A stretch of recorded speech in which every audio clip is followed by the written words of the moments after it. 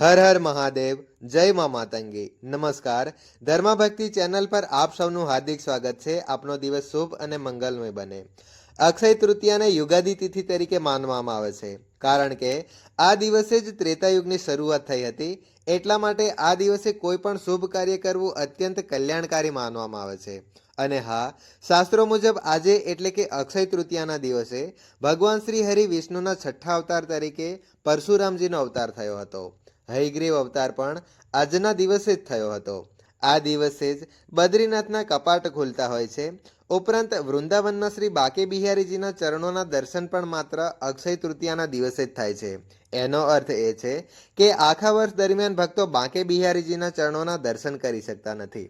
માત્ર એક જ દિવસ એટલે કે અક્ષય તૃતીયાનો એ અવસર હોય છે જ્યારે ભગવાનના ચરણ દર્શન થાય છે. તેથી શાસ્ત્રો મુજબ આ દિવસ અત્યંત શુભ અને પવિત્ર માનવામાં આવે છે. અને શાસ્ત્રો અનુસાર આ દિવસે કરવામાં આવેલ દરેક કર્મનું ફળ ક્યારેય નાશ પામતું નથી. એટલે કે જે કોઈ પણ સદકર્મો આજના દિવસે કરવામાં આવે છે તેનું પુણ્યફળ જીવનના અનેક જન્મોમાં પણ મળતું રહે છે. આજની વિડીયોમાં આપણે જાણીશું કે અક્ષય તૃતીયા વર્ષ 2025માં ક્યારે છે, તેની તિથિ ક્યારે શરૂ થાય છે, ક્યારે પૂર્ણ થાય છે અને અક્ષય તૃતીયા કયા દિવસે ઉજવાશે. અક્ષય તૃતીયાના દિવસે સોનું કે કોઈ પણ ધાતુ ખરીદી ખૂબ જ શુભ માનવામાં આવે છે. તો એ દિવસે ખરીદી માટેનો શુભ મુહૂર્ત શું છે, એ દિવસે શું કરવું જોઈએ, શું ન કરવું જોઈએ, શું ટાળવું જોઈએ, એની સંપૂર્ણ માહિતી પણ આજે આપણે આ વિડીયોમાં જોઈશું.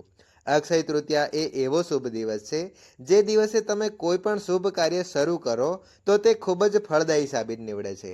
જેમ કે જો તમે કોઈ નવો વ્યવસાય શરૂ કરવા માંગતા હો, અથવા પછી કોઈ નવી કલા શીખવા, સંગીત કે નૃત્ય શીખવા માંગતા હો, કે પછી કોઈ પણ નવો પ્રયાસ કે કાર્ય શરૂ કરવા માંગતા હો, તો આજનો દિવસ એટલે કે અક્ષય તૃતીયાનો દિવસ એ માટે સર્વશ્રેષ્ઠ છે.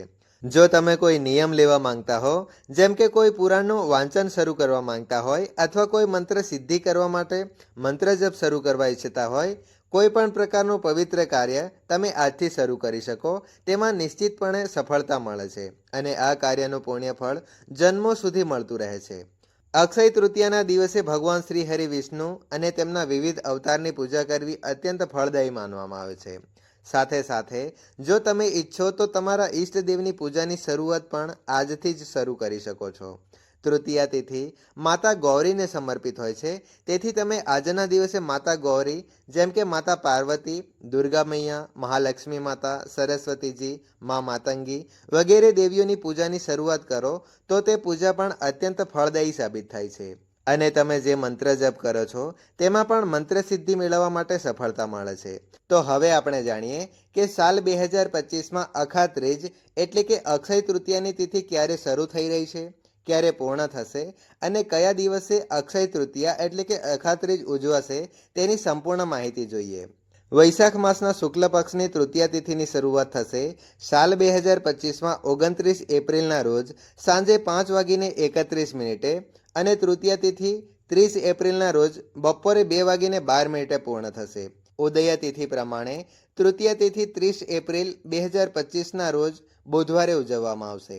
અક્ષય તૃતીયાના દિવસે ખરીદીનું વિશેષ મહત્વ હોય છે. આ દિવસે તમે સોનું, ચાંદી કે અન્ય કોઈ પણ ધાતુ, વાહન, પ્રોપર્ટી અથવા કપડાં વગેરે જેવી વસ્તુઓ ખરીદવા માંગતા હો તો તે શ્રેષ્ઠ અને શુભ માનવામાં આવે છે. તો ચાલો જાણીએ કે અક્ષય તૃતીયાના દિવસે ખરીદી માટેના શુભ મુહૂર્તો કયા રહેશે. સોનાની ખરીદી માટેનું શુભ મુહૂર્ત છે 30 એપ્રિલના રોજ સવારે 5:41થી બપોરે 2:12 સુધી. આ સમય દરમિયાન ખરીદી કરવી ખૂબ જ શુભ ગણાય છે અને આ કુલ મુહૂર્ત 8 કલાક અને 30 મિનિટનું રહેશે.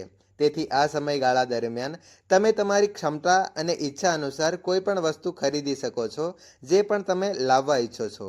ચાલો વાત કરીએ કે અક્ષય તૃતીયા પર પૂજા માટેનું શુભ મુહૂર્ત કયું રહેશે.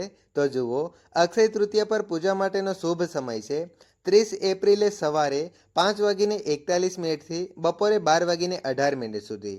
આ સમયગાળા દરમિયાન તમે ભગવાન શ્રી હરિ વિષ્ણુની પૂજા કરી શકો છો અથવા કોઈ પણ મંત્ર જાપ, પુરાણનું વાંચન કે કોઈ શાસ્ત્રના અધ્યયનનો આરંભ પણ શરૂ કરી શકો છો. જો તમે નવો વ્યવસાય કે કાર્ય શરૂ કરવા ઈચ્છતા હો તો આ સમય તમારા માટે ખૂબ જ શુભ છે. અક્ષય તૃતીયાના શુભ મુહૂર્તમાં ચોઘડિયા મુહૂર્તનું વિશેષ મહત્વ હોય છે. સવારનો વિશેષ શુભ ચોઘડિયા મુહૂર્ત છે સવારે 10:39 થી બપોરે 12:18 સુધી. આ સમયગાળો ખાસ કરીને સોનાની ખરીદી માટે શ્રેષ્ઠ ગણાય છે. આ ઉપરાંત બીજા મહત્વના પ્રભાતના મુહૂર્ત છે જેમાં લાભ મુહૂર્ત ઉન્નતિદાયક છે, જે સવારે 5:41 થી શરૂ થશે, 7:21 પૂર્ણ થશે. અમૃત મુહૂર્ત અતિશય શુભ માનવામાં આવે છે, જે સવારે 7:21 થી શરૂ થશે અને 9 વાગ્યા સુધી રહેશે. અને શુભ મુહૂર્ત ઉત્તમ માનવામાં આવે છે, જે સવારે 10:39 થી બપોરે 12:18 સુધી રહેશે. તેથી તમે તમારી સુવિધા અનુસાર આ જણાવ્યા પ્રમાણેના મુહૂર્તમાં પૂજા કે ખરીદી કરી શકો છો. હકીકતમાં અક્ષય તૃતીયાનો આખો દિવસ ખૂબ જ શુભ માનવામાં આવે છે, તેથી તેને અબુજ મુહૂર્ત પણ કહેવામાં આવે છે. અર્થાત આ દિવસે પંચાંગ જોવાની જરૂરિયાત જ નથી હોતી, કેમ કે આખો દિવસ જ શુભ કાર્ય માટે ઉત્તમ ગણાય છે.